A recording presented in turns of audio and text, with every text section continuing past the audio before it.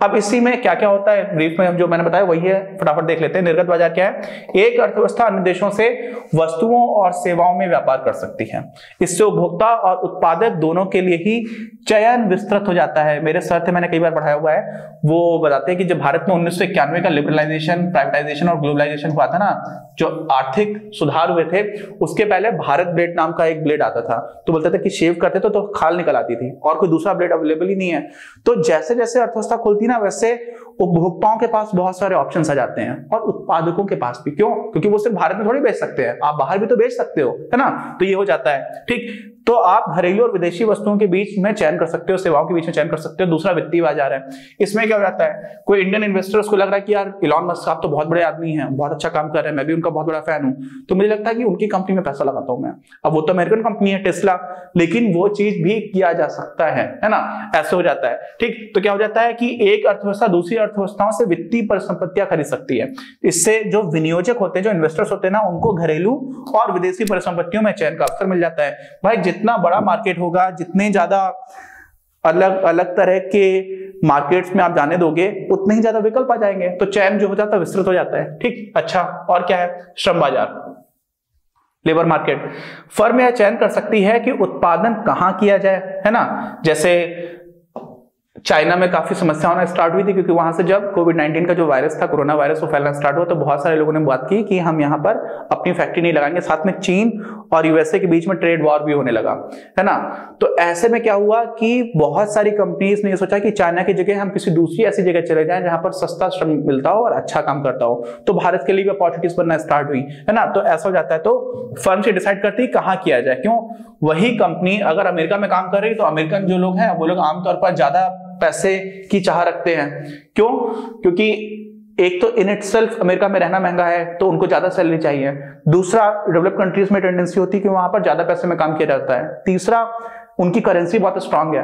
अभी जब मैं कॉलेज के टाइम में था, तो हम लोग इंस्टा.edu नाम का या check.com नाम की एक साइट थी, जिसपे $20 में 1 घंटे पढ़ाया करते थे। तो वहां पर $20 1 घंटे के लिए खर्च करना उस तरह की शिक्षा के लिए बिल्कुल बड़ी बात नहीं है। लेकिन वही भारत में 1400 रुपए में बन जाता है। तो कॉलेज के टाइम पर हम लोगों के लिए तो 1 घंटे का 1400 रुपए बहुत बड़ी बात होती थी। ठीक है, जो भी करना है कर लो। तो वीक करेंसी होने का भी हमें बहुत फायदा मिलता है। ठीक है, तो ये सारी चीज हो जाती है। तो कंपनीज भी सोचती है कहाँ किया जाए, आउटसोर्स कर देते हैं। आपको क्या करना है, बिजनेस स्टडीज में मैंने पढ़ाया हुआ है, आउटसोर्स कर दिया। क्या आउटसोर्स कर दिया? कंपनी का जो भी कस्टमर सपोर्ट है वो इंडिया में ट्रांसफर कर दिया, कॉल सेंटर्स इंडिया में बना दिए। कंपनी अमेरिकन है, कस्टमर्स भी अमेरिकन है, लेकिन कॉल सेंटर इंडिया में। क्यों? क्योंकि वहां पर सस्ता पड़ जा रहा है। ठीक, ऐसे ही क्या है, श्रमिक का भी चयन कर सकते हैं कि कहाँ काम किया जाए। गूगल में बहुत सारे लोग गूगल इंडिया में काम करते हैं, और कई सारे प्रोजेक्ट्स ऐसे रहते हैं जो बाहर के रहते हैं। क्रेडिट स्विस कंपनी है जिसमें बहुत सारे प्रोजेक्ट्स स्विट्जरलैंड के हैं, लेकिन इंडिया में पुणे में और मुंबई में ऑफिस है, तो वहां पर भी लोग बैठ करके जो स्विट्जरलैंड का प्रोजेक्ट है उसके ऊपर काम कर रहा है। तो इस तरह की चीजें चलती रहती हैं। ठीक, अच्छा, लेकिन अनेक अप्रवासन कानून, इमिग्रेशन लॉस, अप्रवासन समझते हैं? अप्रवासी उसको बोलते हैं, कोई बाहर का इंसान हमारे यहाँ पर आकर के रहने लग जाता है तो उसको बोल देते हैं क्या? अप्रवासी।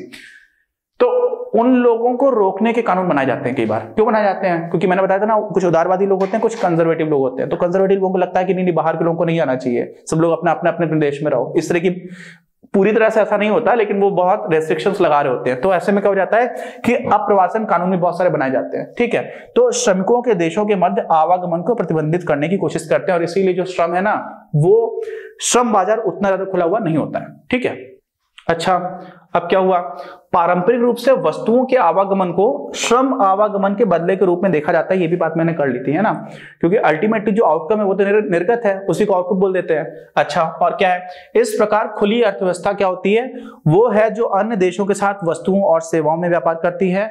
और वस्तुओं और सेवाओं क्यों? क्योंकि ये वस्तु बाजार आपका हो गया, निर्गत बाजार हो गया, इसी को हम लोग श्रम बाजार का भी हिस्सा मान लेते हैं, रिप्लेसमेंट मान सकते हैं, और साथ ही वित्तीय बाजार में भी। और इनमें से एक भी आयाम में करती तब भी वो खुली अर्थव्यवस्था है। लेकिन सारी जो खुली अर्थव्यवस्था है उनमें से कोई ज्यादा खुली अर्थव्यवस्था है, कोई थोड़ी कम खुली अर्थव्यवस्था है, तो डिग्री की बात हो जाती है। लेकिन भले ही सिर्फ और सिर्फ निर्गत बाजार में भी अगर खुली हुई है तो उसको हम लोग खुली अर्थव्यवस्था बोलेंगे, है ना।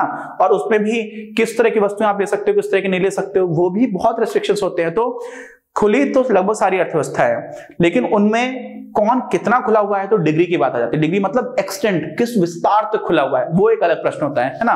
तो ये सारी चीजें। अच्छा, विदेशी व्यापार भारत की समस्त मांग को दो तरह से प्रकार से प्रभावित करता है। ये क्या बात आ गई जो हम लोगों ने अभी पुराने चैप्टर्स में पढ़ा हुआ है, ठीक है।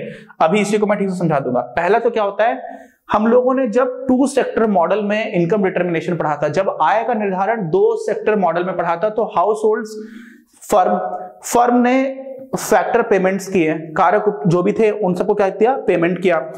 हाउस होल्ड्स के पास पैसा आ गया, कारकों के पास, अब इन्होंने वो पूरा का पूरा खर्च कर दिया क्या, फर्म का ही उत्पादन खरीदने में, तो वो पूरा सर्कल बन जाता था।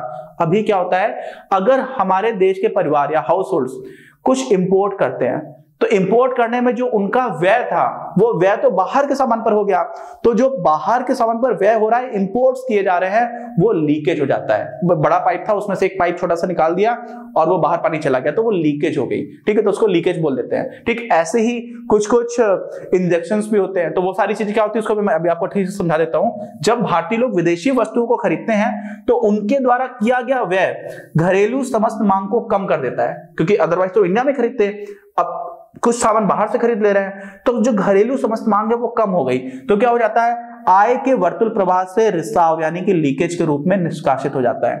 अभी आपको समझाता हूं ये भी।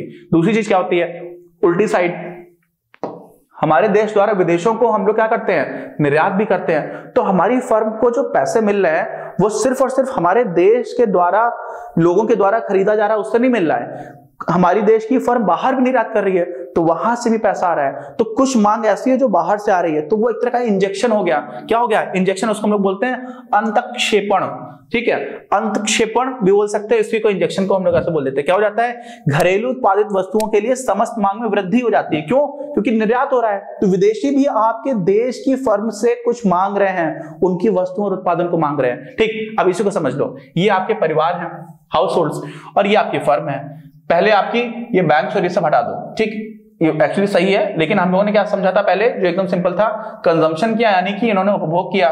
तो उपभोग किस चीज का किया, जब उपभोग किया तो इन्होंने पैसे दिए फर्म को, क्योंकि उनकी वस्तुओं और सेवाओं को उपभोग किया, और फर्म ने क्या किया, इनको फैक्टर पेमेंट्स दे दिए, इनकम हो गई।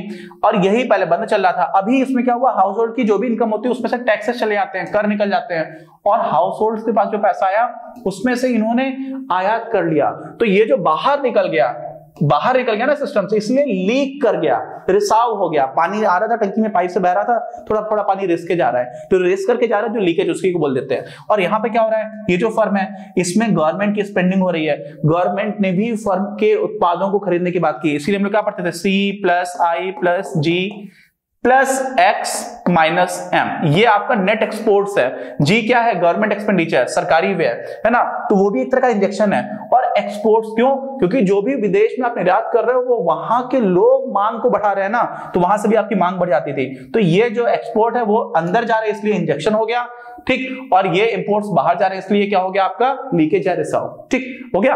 अच्छा, हम लोगों का पहला जो इंट्रोडक्टरी वीडियो था, जिसमें हम लोगों ने कई सारी चीजों की बात भी कर ली, उसको काफी अच्छे से कवर किया है। इसी चैप्टर को आगे कंटिन्यू करेंगे, बहुत अच्छे से पढ़ेंगे, सारी चीजें हम लोगों ने ऑलरेडी काफी ठीक से पढ़ी हुई हैं। बोर्ड एग्जामिनेशन में तो कोई दिक्कत होगी नहीं, पीजीटी, यूपीएससी सिविल सर्विसेज में या फिर पीसीएस में अगर आपको फाउंडेशन करना है तो ये बहुत ही ज्यादा इंपॉर्टेंट है, और इतनी डिटेल में चीजों को क्लैरिटी के साथ देखते देखते आगे बढ़ते जाओगे ना, तो मजा भी आएगा और सारी चीजें क्लियर हो जाएंगी। मिलते हैं अगले वीडियो में, कोई डाउट हो तो प्लीज कमेंट बॉक्स में लिख के बताइए।